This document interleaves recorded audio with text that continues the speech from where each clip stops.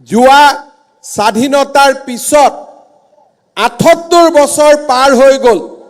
কোনো চৰকাৰে আজিলৈকে কেতিয়াও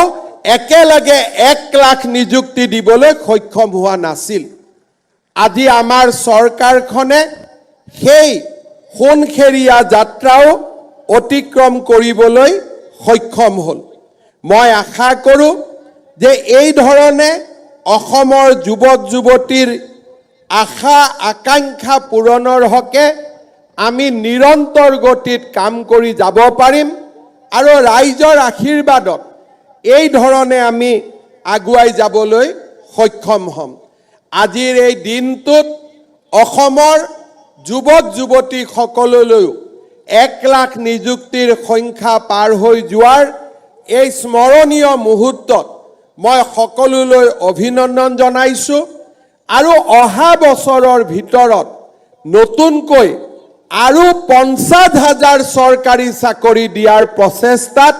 আমি অৱতীৰ্ণ হ'ম শিক্ষা বিভাগ আৰক্ষী বিভাগ এডিআৰই এই ধৰণে আমি আৰু নতুনকৈ ৫০,০০০ চৰকাৰী কৰ্মচাৰীক নিযুক্তি দিয়াৰ বাবে আমাৰ যে লক্ষ্য সেই লক্ষ্যত আমি জঁপিয়াই পৰিম